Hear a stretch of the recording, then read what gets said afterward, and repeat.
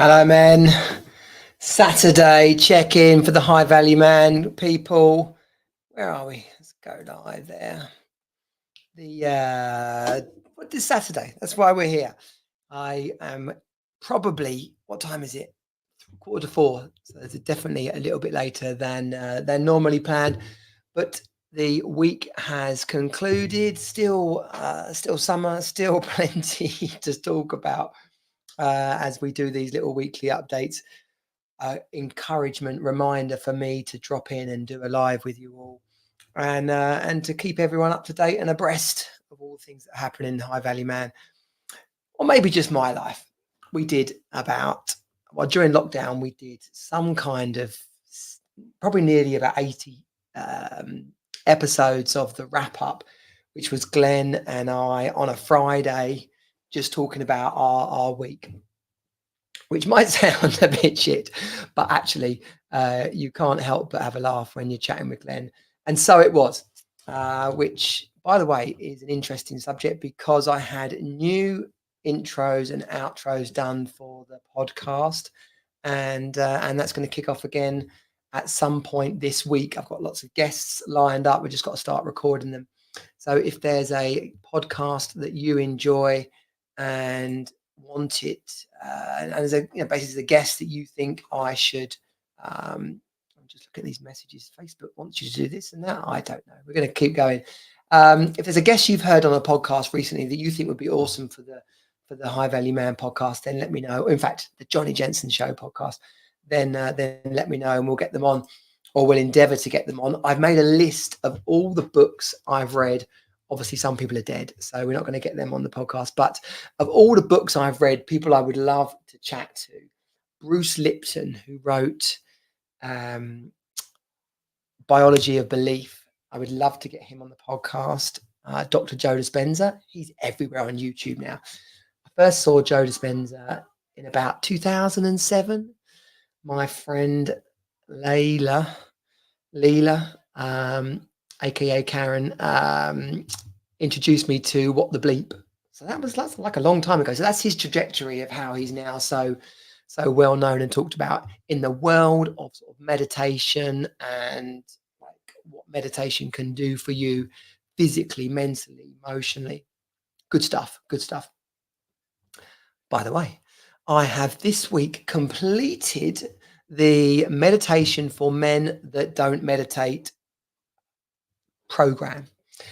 The name. Do I like the name? I do like the name because the funny thing when you talk about meditation to a lot of men, they'll go, "Oh no, I'm not doing that." So it's called Meditation for Men That Don't Meditate, which is probably a lot of men who are going to say that as the first response to the idea of meditation. But it's not like you've got to become a Buddhist monk or some kind of hippie or vegan dude. Meditation. If someone said to you, I've got this thing, it can help you sleep better, it can de-stress you, it can help you feel more confident, it can improve your relationships, it can improve your productivity at work, it can I don't know, it can have you be more happy, help you be more confident. Like, do you want it? And they'd be like, yeah, totally. Get what is it, a tablet? Where do I get it? Give me this. Yeah. No, you just got to meditate. Oh, that's weird. Not doing that. So I've broken it down into basically an easy to digest and enjoy mini program called Meditation for Men That Don't Meditate. So if you comment meditate below, I will get you a link to that. Elsewhere this week, football, funerals, and anything else that can begin with F. There's one, obviously. But the internet has become increasingly more sensitive to swearing, which is a shame. I think some people might disagree, but I don't know. Sometimes you need to drop a little F-bomb in. But yeah, football is back, which as a Spurs fan, as a football fan, as someone who is experienced football as a family pleasure.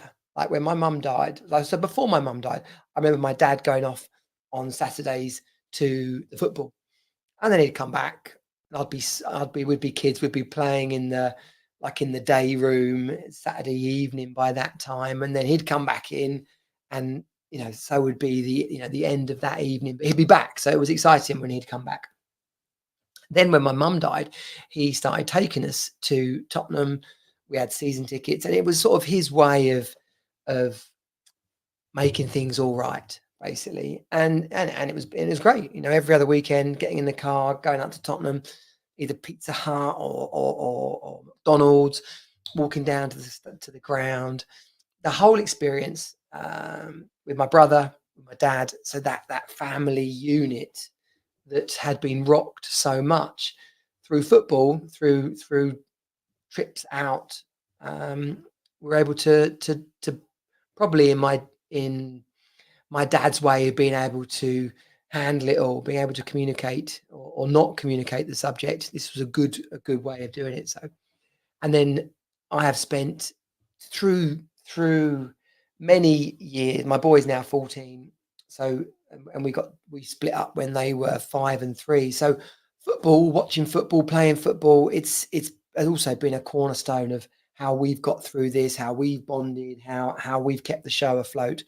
So there's an aspect of it which is like, yeah, I love the football, which I do, but there's also that connection, that family time, the banter that's also back. So, and I know you can have that around any sport. So make it happen, really, and music, of course. But specifically today, as the Premier League is back, I'm happy for that. Embrace it.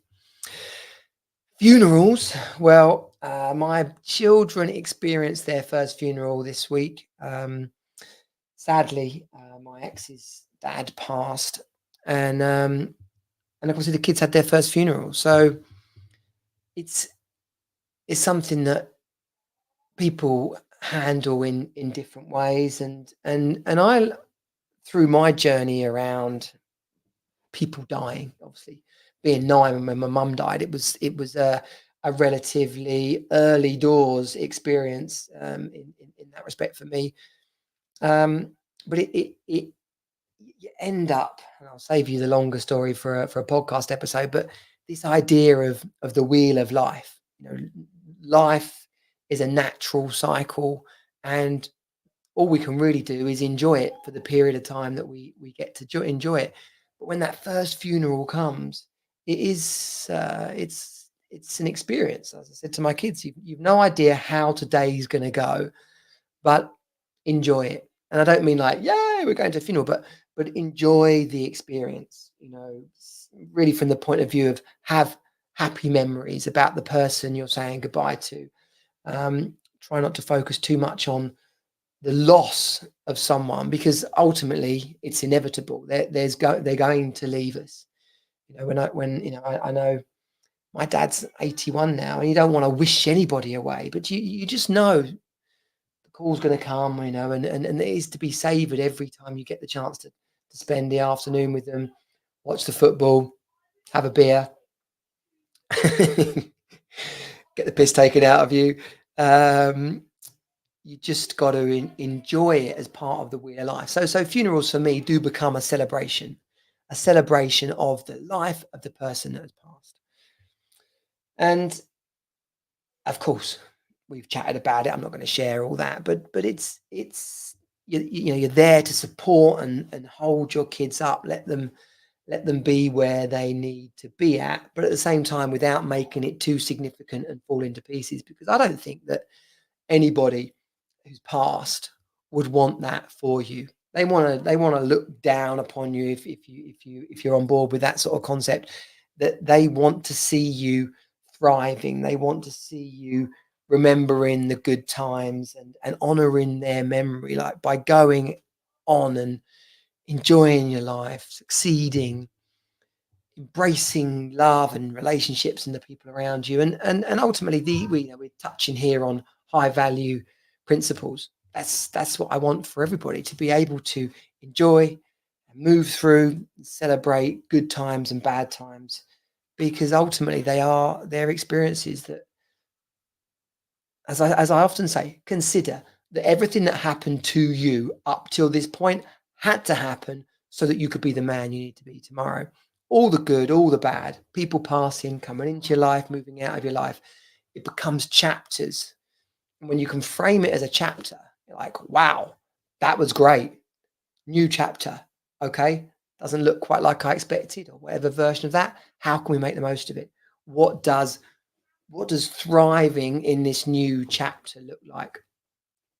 Loads of conversations this week across the socials. The men's groups, they just exploding. As a couple of UK ones, the Dad Group UK and Dad Adventures UK. I try and create groups to support High Value Man Project and Team Super Dad in the past, getting people into them. And ultimately it does come down to the name, right? These two groups have just come out of nowhere and just keep growing and growing and growing. And groups grow through engagement. Like when Facebook sees people entering group and people talking, then it wants to pump more people into them. Of course it does. That's how the algorithm works.